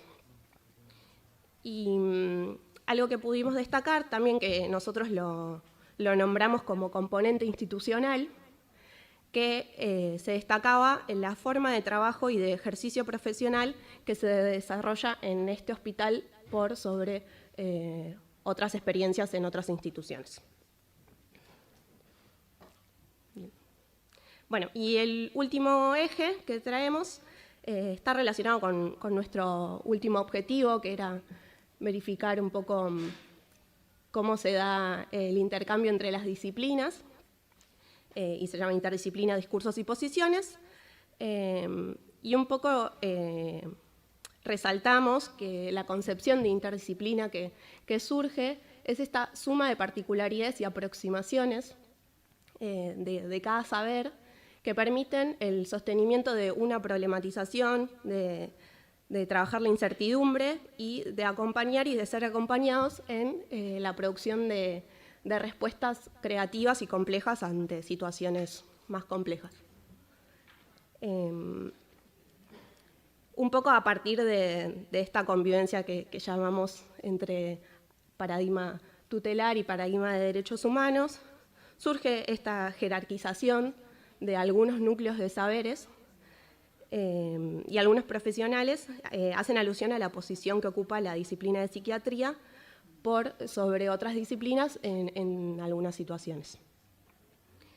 Sí se destaca el proceso de transformación en el que se encuentra el sistema de salud y los distintos elementos que van modificándose en esta transformación, como el trabajo desde una perspectiva interdisciplinaria, el trabajo en equipo, la ruptura de organizaciones más jerárquicas de saberes, y poder valorizar la multiplicidad de voces y distintos saberes.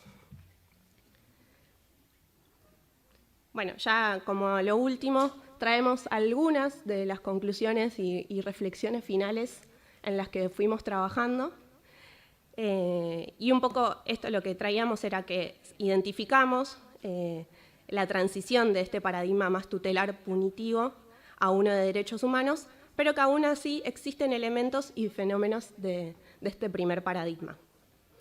La necesidad de implementar estrategias relacionadas al paradigma anterior, un poco identificamos que están asociadas a diferentes elementos y, como mencionamos, la escasez de recursos comunitarios fue de lo más destacado durante las entrevistas. Teniendo en cuenta las entrevistas, las estrategias que apuntan al cuidado y que son pensadas desde la anticipación de conductas perjudiciales para la persona, nos surgía esta pregunta de si la aparición del riesgo potencial como elemento que influye en la toma de decisiones no podría ser una estrategia ante la falta de recursos comunitarios para abordar situaciones concretas. Dejamos la pregunta, no tenemos como una respuesta acabada en eso. Y un poco traemos, bueno, que la sanción de la Ley Nacional de Salud Mental fue y es y sigue siendo un acontecimiento productor de nuevas subjetividades en la sociedad. Y acá traemos una frase, una cita textual de Franco y Meri, que son médicos brasileros, que aportaron como mucho a nuestro marco teórico. Es la subjetividad es social e históricamente construida y agenciada en base a acontecimientos, encuentros, múltiples vivencias que un sujeto tiene en su experimentación e interacción social. Así que eso es. Muchas gracias.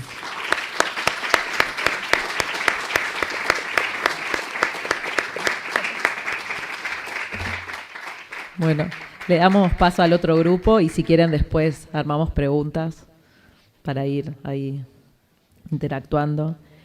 Voy contando de qué trata el siguiente trabajo, que se llama Entre el discurso interdisciplinario y las prácticas profesionales. Desafíos, experiencias y decisiones en una guardia interdisciplinaria de un hospital de salud mental. Los autores son Macarena González Quinquinte, Bettina Pla, Lucía Macaya y Martín Muntowski. Macarena González Quinquinte es licenciada en Trabajo Social, recientemente recibida de la RISAM. Bettina Pla es licenciada en Enfermería, actualmente jefa de residentes. Lucía Macaya es licenciada en Psicología y Martín Muntowski es recientemente recibido de psiquiatra. Los escuchamos. Bueno, gracias. ¿Se escucha? Sí. Bueno, como refleja un poco el título, nuestro interés estuvo puesto más que nada en investigar acerca de la temática de la interdisciplina y en ver cómo todo el bagaje teórico, la normativa vigente, se podía observar en las prácticas concretas de los equipos profesionales. En ese sentido, el objetivo general fue analizar el modo en que se realiza el proceso de toma de decisiones en equipos interdisciplinarios del dispositivo de guardia. Esto fue desarrollado entre febrero y septiembre del año 2023. Los objetivos específicos fueron describir facilitadores para este proceso de toma de decisiones, caracterizar también los obstaculizadores e identificar las representaciones sociales que poseen los profesionales del dispositivo en torno a la interdisciplina. La metodología, bueno, fue un tipo de estudio descriptivo, metodología cualitativa. La muestra estuvo conformada por 8 profesionales, que fueron 2 de cada una de las disciplinas que conforman la guardia teniendo en cuenta los criterios de inclusión, profesionales no residentes, ¿no? Y también, dentro de los criterios de inclusión, elegimos únicamente a los turnos diurnos de 8 a 20, porque, bueno, tanto como sucede con los residentes como con el turno nocturno, tienen características muy distintas. Entonces, bueno, recortamos con el turno de día. Y el instrumento fueron entrevistas semiestructuradas. Elegimos la guardia por ser el dispositivo de puerta de entrada y más que nada porque, habiendo transitado también por el dispositivo y los diversos dispositivos del hospital como residentes, observamos que es justamente el dispositivo donde convergen en tiempo y espacio constantemente las diversas disciplinas. Entonces ya hay ciertas cuestiones que tienen saldadas de base, como es esto, ¿no? De poder compartir tiempo y espacio. Bueno. Hola, buenas tardes. Bueno, actualmente nos encontramos transitando un cambio de paradigma, ¿no? Se puede decir que un paradigma anterior al que estamos actualmente tenía que ver más con una lógica de manicomial, de encierro, asistencialista individualista, donde se ponía el foco en la sustancia. Y bueno, estamos en transición a un modelo de lógica de derechos, donde se apuesta por abordajes intersectoriales, interdisciplinarios, donde se hace foco quizás también un poco más en la relación del sujeto con su padecimiento. Entendemos que esto no es de un día para el otro, sino que se da en un contexto sociohistórico, político, donde se ve entrelazado tanto las prácticas, los poderes, los discursos. Y en este marco entendemos a la interdisciplina como una forma de trascender esos saberes específicos y singulares.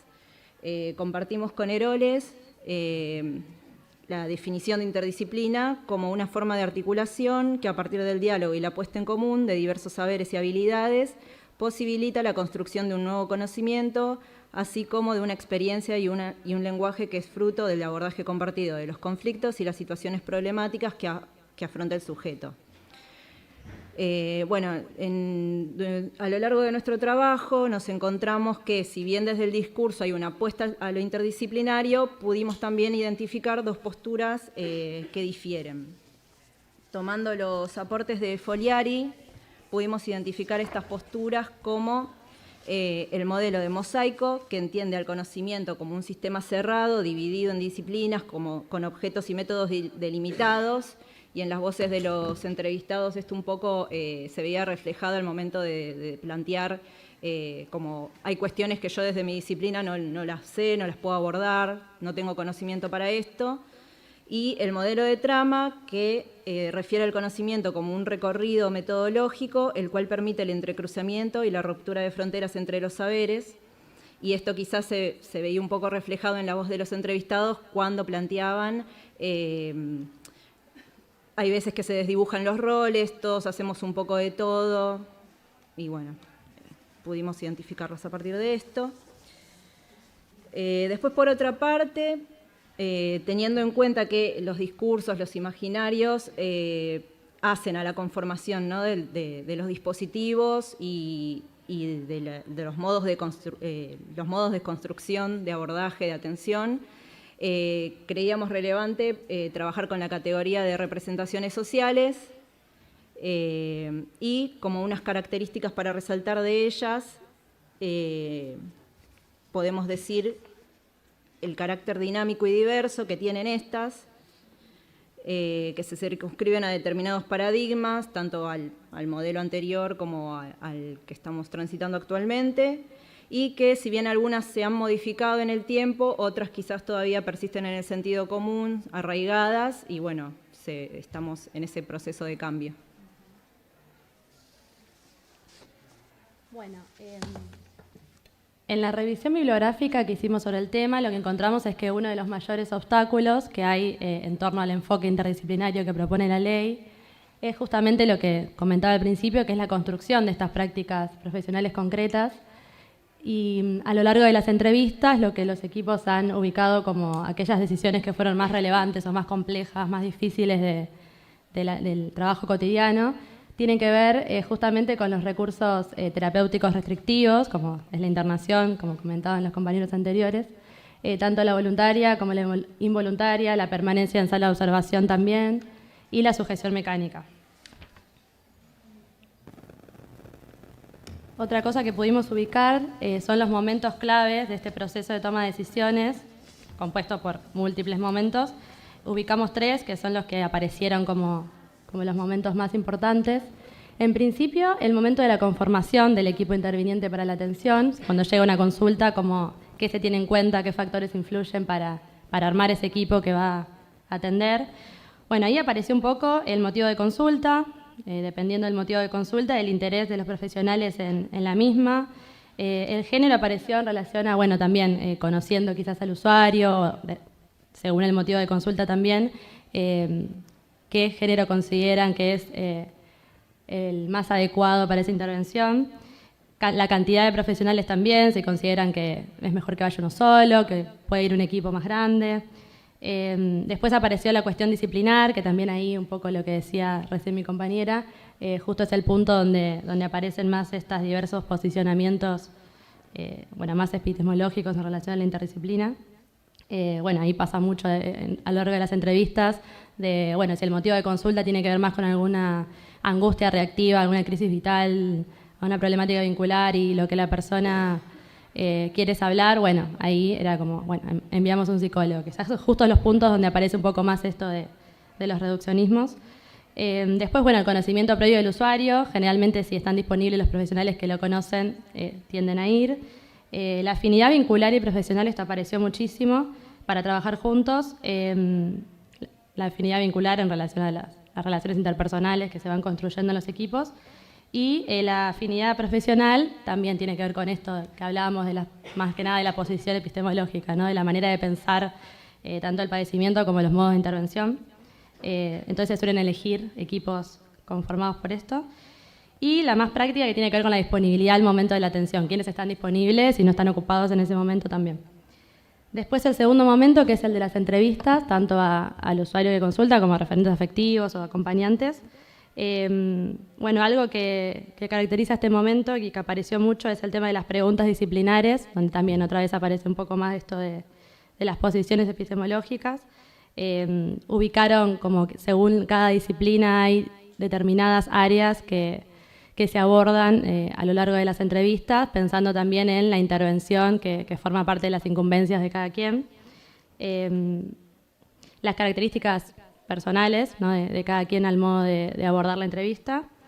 Y algo que fue también muy importante y apareció en la mayoría de las entrevistas es el tema de la escasa participación de enfermería, de por sí en todo el proceso de toma de decisiones, pero principalmente en este momento que es el de la entrevista. Tanto desde los propios profesionales de enfermería como del resto de las disciplinas, acuerdan en esto y reconocen de ambas partes, ¿no? Porque esto se dificulta, tanto de la propia participación activa de los enfermeros como también del resto de los profesionales de las otras disciplinas, de sentar las bases y las condiciones para que puedan formar parte. Y por último, el momento también muy importante de intercambio posterior a las entrevistas, que es donde se piensan las estrategias y la decisión a tomar. Acá algo que se destacó mucho de la guardia de este hospital es que participan todos los profesionales que se encuentran disponibles en el momento, no solamente los que participaron de las entrevistas. Todos los que están en ese momento disponibles escuchan, intervienen y piensan en conjunto. Y en el tema de los desacuerdos que pueden aparecer, claramente, lo que nos han comentado es que o se resuelve por mayoría, práctico, ¿no? Somos 3 y 2 piensan una cosa, vamos por ahí. Y también aparece la cuestión de, quienes terminan decidiendo son generalmente los que llevan a cabo, los que se comprometen con esa intervención, y en los casos quizás más complejos incluso puede pasar que sean los que firmen y el que no está de acuerdo, en todo caso no. Sigue mi compañera. Buenas tardes. A continuación, y en virtud de continuar con uno de nuestros objetivos específicos, que era delimitar obstáculos y facilitadores para la práctica interdisciplinaria, entendiéndola como la práctica en su totalidad, pero haciendo énfasis en la toma de decisiones, que ésta tenga algún carácter interdisciplinario. De manera directa y espontánea fueron surgiendo aspectos, muchos de ellos aparecían en su versión positiva como negativa. Un ejemplo sería que la disponibilidad temporal para una discusión es un facilitador y, por ejemplo, la falta de tiempo para una discusión sería un obstaculizador. Nosotros lo fuimos organizando en virtud de cómo fue apareciendo e intentamos esquematizarlo en aquellos factores que tienen que ver más con lo institucional, es decir, con un aspecto un poco más macro, y algunos factores que tienen más que ver con la parte humana, es decir, con los equipos de trabajo, los individuos y las relaciones interpersonales entre ellos. Dentro de los que destacamos, en el primer caso, de factores institucionales que predisponen al trabajo interdisciplinario, podemos destacar. Primero, tan simple como la existencia de que estén las disciplinas en la guardia interdisciplinaria, y entonces la calidad de la institución de promover la diversidad disciplinar en el dispositivo de guardia, en relación también a algo de lo que solicita la Ley Nacional de Salud Mental. Por otro lado, algo que tiene que ver con la equiparación salarial entre disciplinas. Esto salió de manera espontánea en las entrevistas, no fue preguntado, como un punto de partida importante, es decir, que todos cobren lo mismo, al menos en términos básicos, era, digamos, un terreno fértil para que se pueda construir un saber común, o sea, de una discusión desde iguales.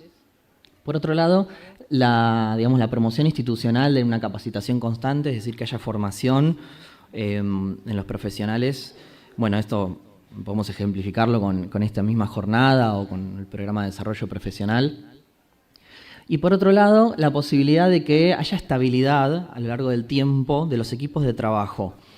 Obviamente no por maldecir ciertos cambios o ciclos que pueden haber, sino destacando que muchos de los profesionales, de manera espontánea y también de manera dirigida, nombraron que era importante trabajar en equipo a través del tiempo, y eso nos da como un pie a la segunda parte, en virtud de los factores del equipo de trabajo, que sería la siguiente.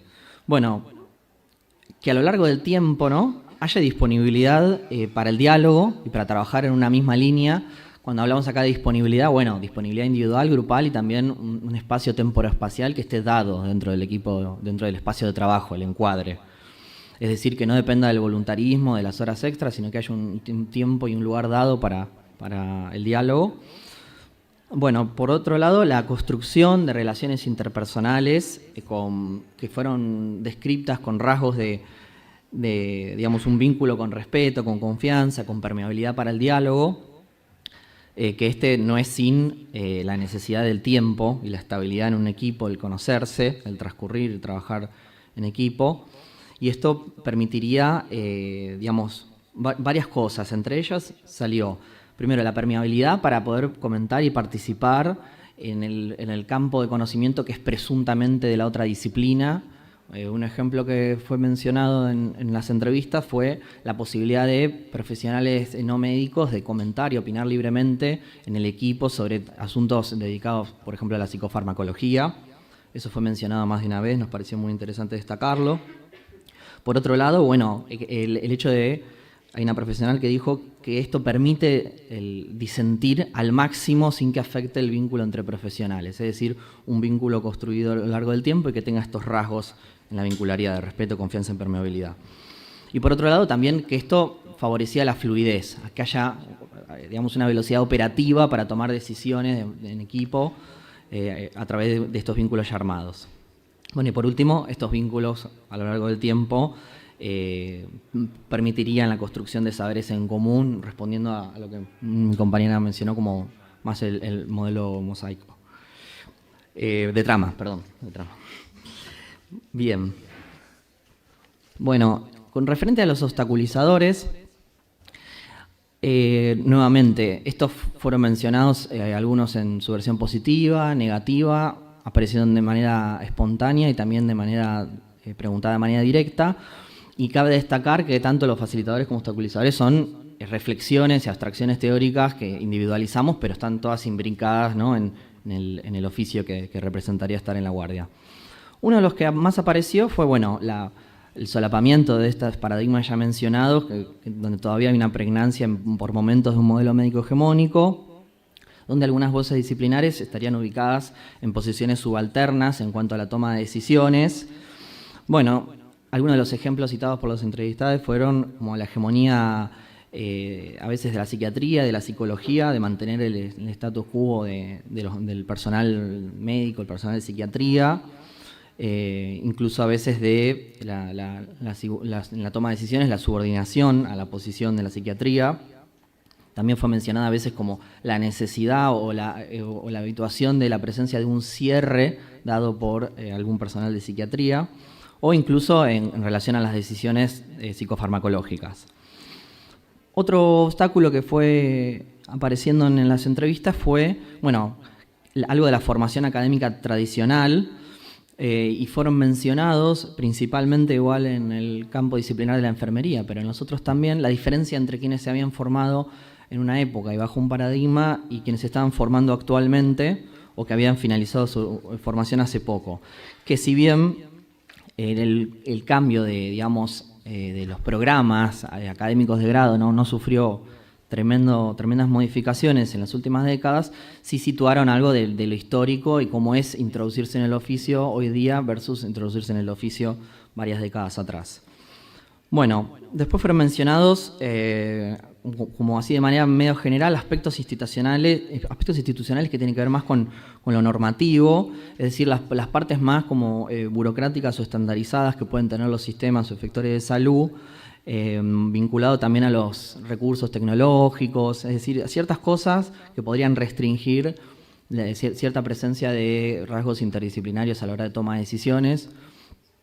Bueno, tiene que ver con ciertas cosas más, como salieron ejemplos como, bueno, tal dispositivo entrega medicación por tantas horas, como un ejemplo así de cierta estandarización de una práctica. Y en cuanto a recursos tecnológicos, por ejemplo, momentos especiales donde una presentación de un padecimiento en salud tiene una arista clínica que de alguna manera imposibilitaba un abordaje interdisciplinario en la parte de salud mental por la falta de un soporte clínico médico en virtud de alguna tecnología, como puede ser un laboratorio de guardia o una radiografía de guardia, etcétera. Bueno, para ir finalizando, tiempos de la urgencia, cómo podría obstaculizar una temporalidad que tiende a al apuro, al poco tiempo de decisión, estar siempre a tope, como decía una profesional, y que esto de alguna manera en el apuro podía obligar a que tendamos de vuelta a volver a un modelo más tradicional, más fragmentado. Bueno, nuevamente, como mencionó mi compañera Lucía, bueno, la dificultad de inclusión de enfermería en el proceso interdisciplinario, ubicando resistencias de las otras disciplinas y de enfermería en sí misma.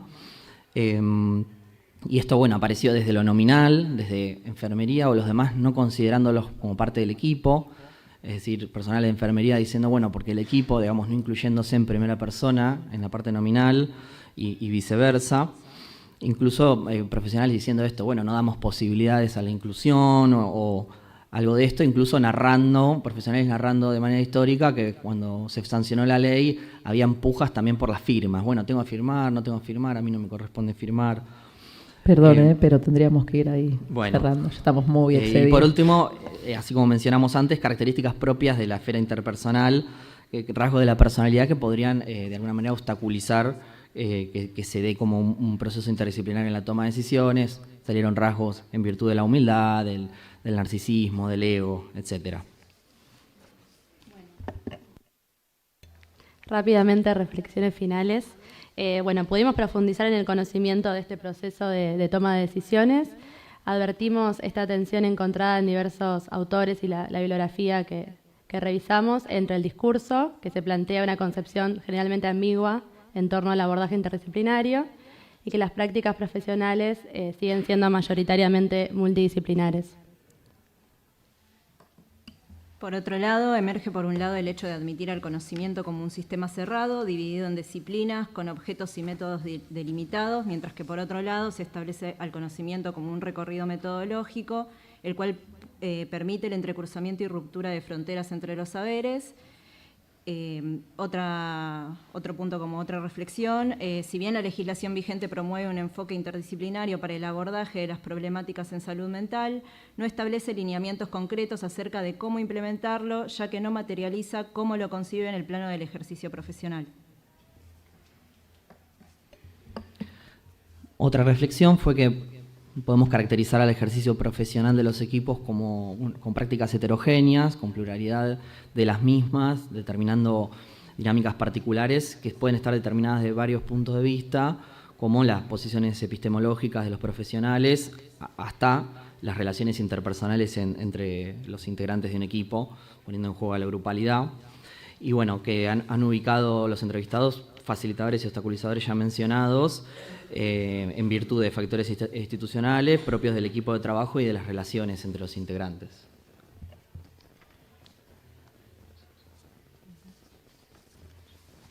Y bueno, para finalizar, las prácticas profesionales concretas reflejan el devenir histórico del campo de la salud mental, que se encuentra atravesando una transición de paradigmas. Y como último, quisimos traer una cita de Stolkiner que dice lo siguiente: la interdisciplina significa situarse en un paradigma postpositivista, desde una epistemología que no homologa el objeto del conocimiento al objeto real, que reconoce la historicidad y por lo tanto la relatividad de la construcción de los saberes disciplinarios, que no supone relaciones lineales de causalidad y que antepone la comprensión de la complejidad a la búsqueda de las partículas aisladas. Es decir, que la interdisciplinariedad no es una teoría unívoca, es un posicionamiento. Gracias. Bueno, gracias.